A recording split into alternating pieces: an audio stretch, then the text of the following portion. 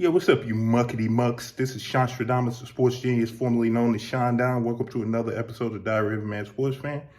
Coming to you Monday, December 4th, 2023. I promised you I'd round the year off with an episode. I hadn't been shooting many episodes because I have problems shooting episodes. First of all, I can't get the fucking glare out of my eyeglasses whenever I shoot, which really is fucking annoying. Then I get to talking about shit and I get so fucking mad I start spitting all over myself and shit, spitting all over the place, which takes away from the content that I'm actually trying to give you assholes. So that's why I really haven't been shooting that much. I'm going to get back to shooting, or I might just move over to podcasts and do it without video and shit like that, where you could just hear me and I'll go from there.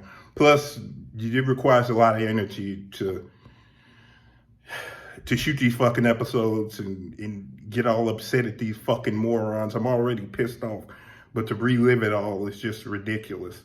I'm gonna dedicate this episode to my Uncle John. Uncle John Mitchell died last Thursday, I believe it was. Last Thursday, yeah. Yeah, I had an Uncle June before Tony Soprano did. That's part of what made it so funny and shit with the episode. So I'm dedicating this. I gotta wait we got 2 weeks before his services and shit. I don't really believe in funerals and shit, but I'm at a toss-up about this one. I'm really it really annoys me and aggravates the fuck out of me that black people have this fucking funeral fetish. I don't get it. I'm like, who the fuck is it benefiting? The person is dead. You helped them do as much as you could while they were alive. Bury the fucking body like white people in about 48 to 72 hours. Have a memorial service. Read the fucking will and get over it. And let's fucking move on so we can start healing. You can't even start the healing process until fucking after the body is in the ground and shit. So I'm like, dude, I promise you, if you had asked him, because one of the reasons why I liked him as my uncle was because we are a lot alike. We didn't really like people. We live life on our own terms. He stayed ourselves and shit like that. I bet you he did not want a fucking service. But he probably didn't say nothing in his estate planning because he figured that everybody, all these niggas all got this fucking funeral fetish that everybody want to come and outcry each other and shit. It's so fucking annoying. It's ridiculous. And that's not even what I'm doing this episode about. So it shows you how fucking annoying on top of annoying, annoyed on top of annoyed I've been over the past few weeks. First thing I want to talk about, I'm not even going to talk about the Bears really, because they're gonna fuck up whatever you think they should do. They're gonna do the fucking opposite. When you think they should hire Jim Harbaugh, they're gonna hire fucking Jim Belushi. That's what the fuck they're gonna do. And they're gonna talk about, man, we're talking about the 85 Bears again. Because they're not targeting you. They're targeting the stupid, racist, white-ass fans that fucking want to live 40, 50, 60 years ago when America was great, according to them. So they don't want to come into the new, into the 21st century and shit and get a new offensive scheme and win and be successful like everybody else. They want to be a bunch of fucking dickheads. That's what they want to do. So I'm not really going to get off into them. What really fucking grinds my gears on this Monday is a few things. First of all, Draymond Green is a bitch. He always choking out and swinging on people who ain't about that life. Why come I ain't never seen him swing on fucking Ron Artest or swing on, what was dude's name, that defensive, Tony Allen them, or he ain't never swung on, what's his name, Stack them, Matt Barnes and his clown-ass friend, Steven Jackson. He ain't never bust on none of them, but he always busts on the dude, and they be like, oh man, he's 7 feet tall, Rudy Gobert. Rudy Gobert is a French fag. Ain't nobody scared of no Rudy Gobert. And you know good and well Rudy Gobert is not about that life. He is not about the dude. He is not one of those dudes that's going to stand up and swing back. But Draymond always winds up in Kevin Durant's face or in somebody's face that ain't even really about fighting like that. That's why I'm sick and tired of this tough guy shit when it's really bullying. You fucking with people who ain't even on that. But I'm done talking about him.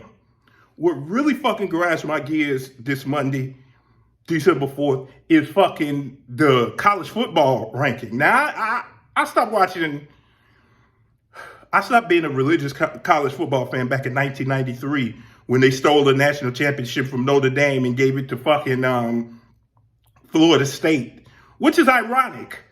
That Florida State got fucked this time. That's one of the reasons why I really don't feel sorry for them motherfuckers. Because in 93, Notre Dame beat Florida State head to head, and then they turned around and lost to Boston College, and they gave the championship to Florida State because they talking about, man, they lost to a better team. That better team was fucking me.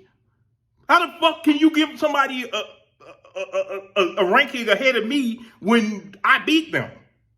So that's what's so ironic about this Florida State getting fucked over the weekend by Alabama. Every fucking dog has their day. They are getting exactly what they had coming. That being said, they still got fucked. And everybody in the media want to sit there and try and tell them how to be mad and how to feel about getting fucked. You don't get to fuck people and then tell them what their reaction is supposed to be. That's just typical white guy shit. The Colin Cowherd and what's that clown from ESPN? Not even Stephen A. Smith. The bald-headed fuck from, I can't even think of his name. The old bald-headed bastard from college football. They just, like, how are you going to do? Alabama had 1 loss. Florida State had 0 losses. To put them... If you say, man, the schedule wasn't shit, then they shouldn't have been number 5 either then. They should have been lower than that. Putting them 5th is a slap in the fucking face. To put them 1 spot behind the motherfucker that has 1 more loss than them. There is no such thing as being a little pregnant, nigga. You either are or you aren't. Either they're good or they're fucking, either they play in a good conference or they play in a bad conference and rank them 20th or 25th. Don't put them fucking 1 spot behind the motherfucker that lost a game more than they did. That shit is disrespectful. But another reason why I don't feel sorry for Florida State is because, guess what? They're going to play in a bowl game against Georgia and sell their fucking souls for that money.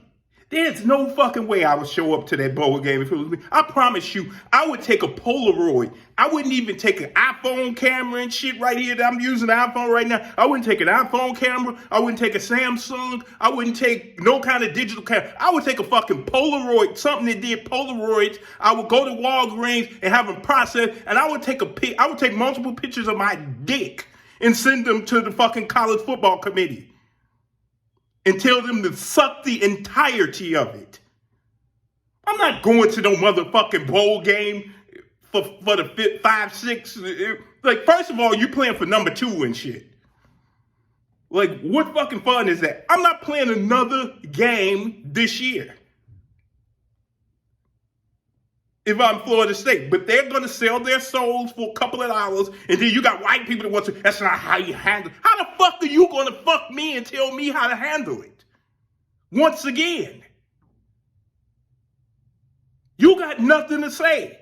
It would be, to me, it would be better if you just said, look, man, we fucked you, it happens, just move on with it, if people said that. Because guess what? That is what happened, and you got to move on. But what makes you mad is when you try to fucking justify it. And you got all these pussies like Stephen A. and Skip Bayless and all these people, they're all fucking glorified, high-paid fans. But then they dick ride certain people and then turn around, and when you question them on it, they go back and try and use their credentials. No, you don't get to do both. Either you're a fan or you're a critic and non-biased. Critics are supposed to be non-biased. Either you're a fan or a critic. You can't be both. You're trying to fucking ride the fucking fence harder than you ride the dick of these people that you be riding. You don't get to do that. Pick a side. Either you're a professional or you're a fucking fan. So I'm going to get back to what I'm doing for the day. There you have it.